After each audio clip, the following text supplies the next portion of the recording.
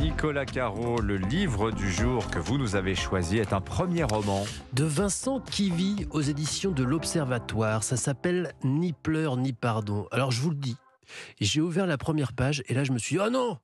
C'est à la deuxième personne, c'est tu. Oui. Et alors ça c'est très compliqué, Ça a l'air spécial, fonctionne hein. rarement Ouais. ce genre de dispositif. Et alors là ça marche en fait du feu de Dieu.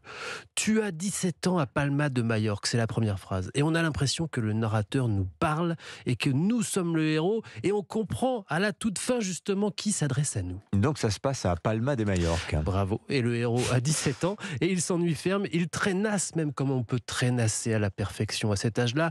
Oui, mais lui un peu plus que les autres parce qu'il est français et il ne connaît personne à Palma et surtout il n'articule pas un seul mot d'espagnol, gracias, peut-être qué tal, c'est tout. Et dans ces cas-là, qu'est-ce qu'on fait ? Eh ben, réflexe grégaire mais compréhensible, on cherche des compatriotes. Or, il y a un bar avec plein de Français, justement le Granero. Enfin, le patron est suisse, mais il tenait le Grand Café à Oran. On est dans les années 60. J'ai pas précisé parce que l'auteur ne le fait pas non plus, mais on le comprend par de petits détails. Una caña, por favor, aussi, ça marche bien. Et il ne se fait pas des copains de son âge, ce jeune garçon ? Ça va venir copain, copine, surf éventuellement. C'est ce qu'il veut, lui. Il voudrait grandir comme un gamin normal et on va le voir grandir d'ailleurs. Mais il n'est pas tout à fait libre de faire ce qu'il veut. Il porte un héritage un peu lourd. Il est à Palma avec sa mère, mais son père est un fugitif.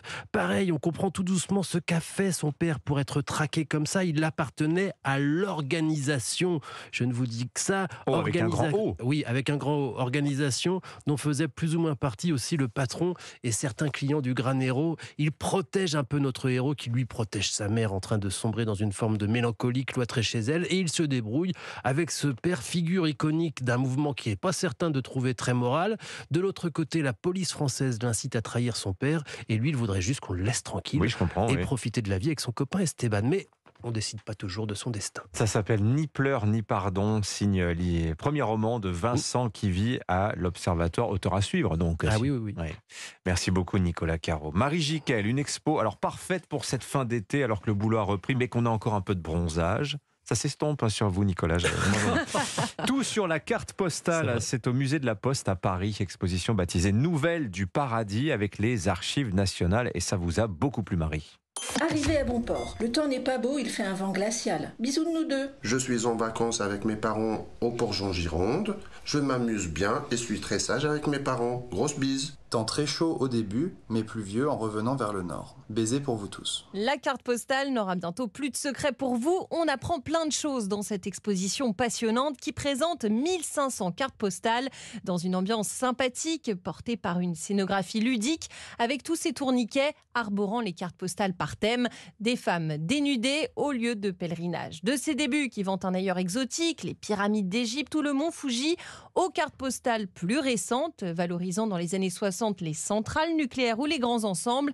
Et parmi tous ces paysages paradisiaques ou très bétonnés, une constante, le ciel, comme nous le confirment Valérie Perlès et Marie-Ève Bouillon, les deux commissaires. Oui, le ciel bleu, c'est le voyage par excellence, le voyage réussi surtout en fait, par excellence. La carte postale, c'est avant tout une image du rêve, c'est l'image désirable que le touriste aura envie d'acheter. Et donc les éditeurs vont mettre vont mettre tous les moyens pour que cette image soit la plus belle et la plus séduisante possible. C'est une forme d'idéalisation en fait du voyage et de l'expérience tout simplement. Alors côté recto, vous avez l'image, côté verso, nos petites pensées envoyées ont évolué aussi. La carte postale se développe avec l'apparition des congés payés et là on payait les mots, il y avait des formules toutes faites en 5 mots qu'il fallait donc payer.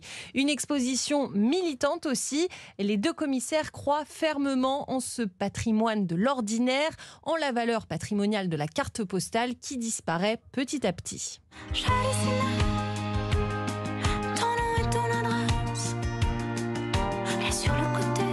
Bon, vous en écrivez encore des cartes postales, Oui. Nicolas, Anissa ? Quelques-unes, Ouais. oui, j'aime bien. Ouais. J'aimerais bien. Ouais. Comment J'en ça, reçois j'aimerais encore. Ouais. Il faut en écrire, surtout Vous vous vous souvenez écrivez quand on écrivait vite, facteur, dépêche-toi, l'amitié n'attend pas. Oui. Merci Ça, beaucoup c'est pour les lettres Marie d'amour, Jiquel. Anissa. Ouais, ouais.